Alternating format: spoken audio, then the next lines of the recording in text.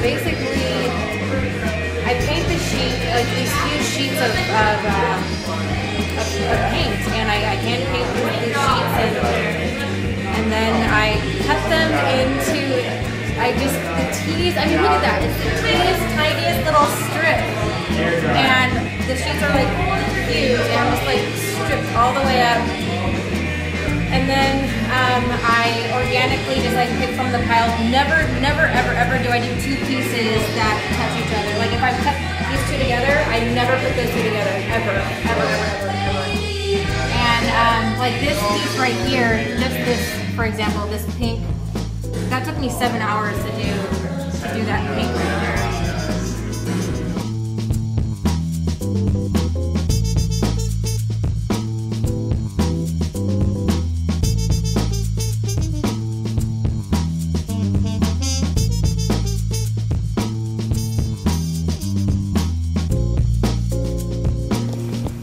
I'm just an artist who decided to step back into the world of art.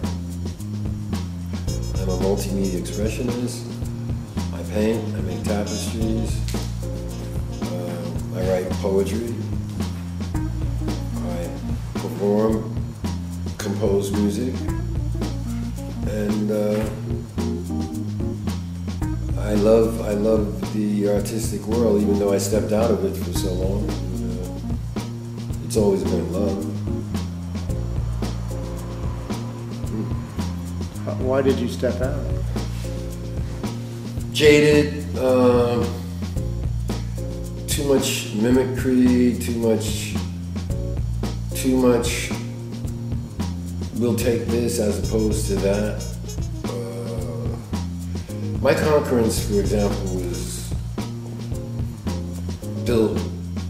Steve Reich, Philip Glass, John Cage. And when you're black and you're doing that type of contemporary work, unless you really kowtow into someone's desire, there's not really that much of there's an audience for your work, but there's not much of an acceptance by the status quo in art. Because as you know well, it's a contrived entity.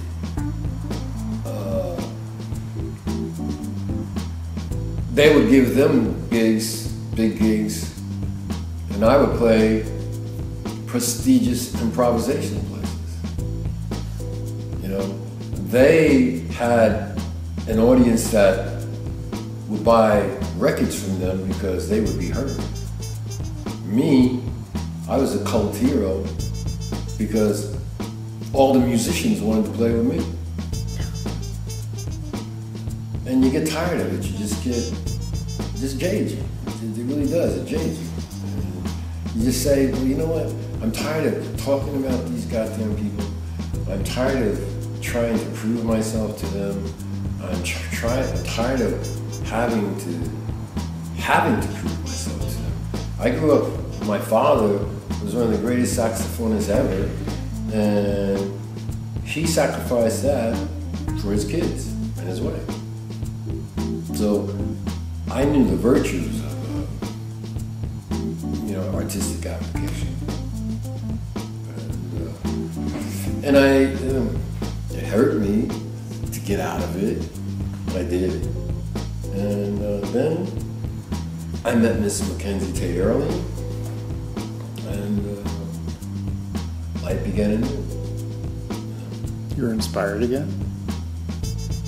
She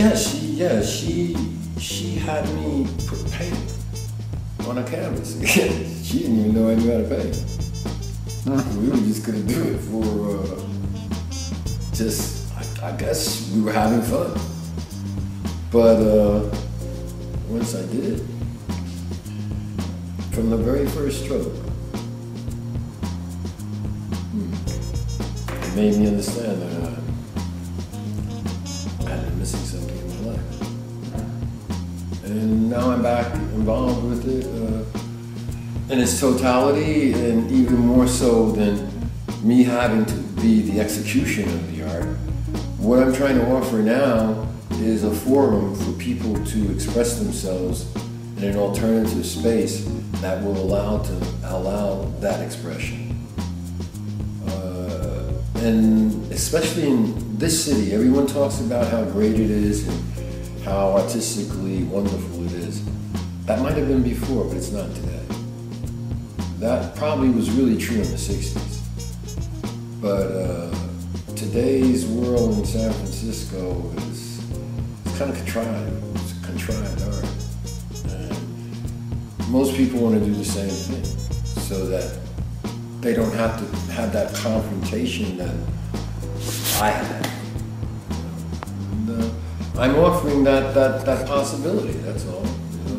I'm not full of myself. I don't think I'm important.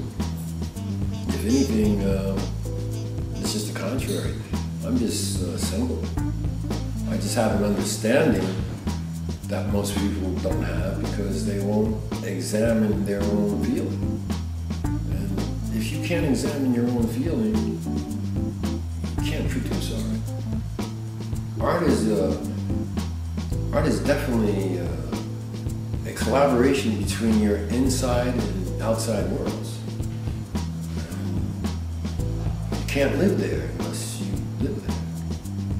So I want people to live there. San Francisco, they just, in the last 2 years, they've closed 42 galleries. Who does that impact? Women. If you go through 1,000 offerings of wall space in San Francisco, and look at all the names, how many women are you going to find?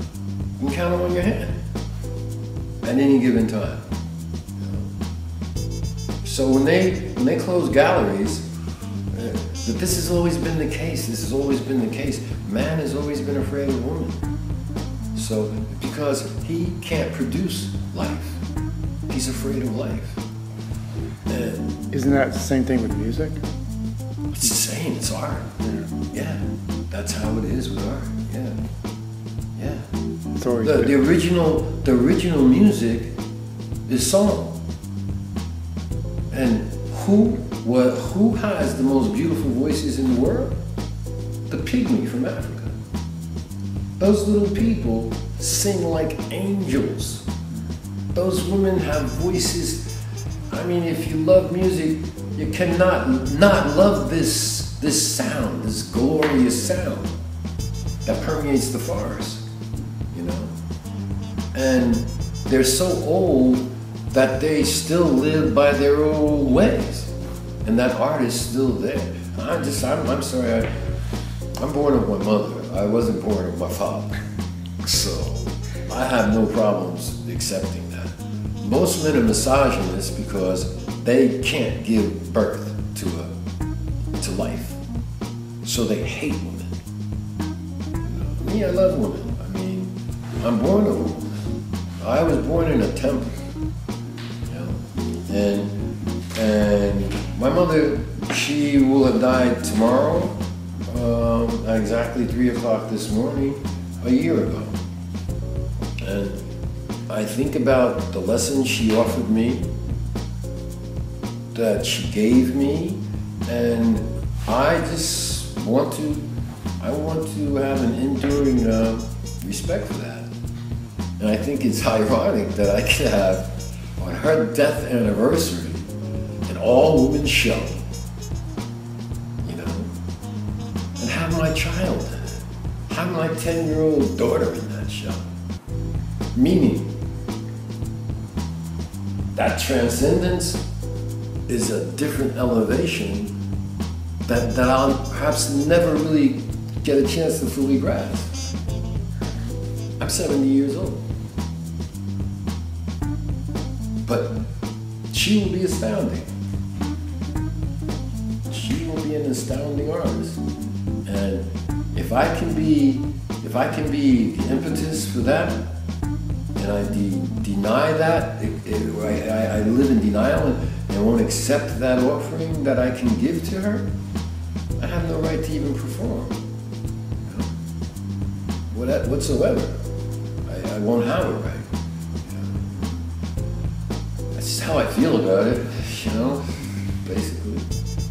And I'm so glad that the turnout today was full of men who appreciate women. There were a lot of men here. There were lots of women, which we knew that, but there were a lot of men here who were in fellowship with their wives, artists, with their friends, artists, and with the general concept of this being a woman's show. And that's to have had any part in that is rewarding. Thank you, James. Appreciate it.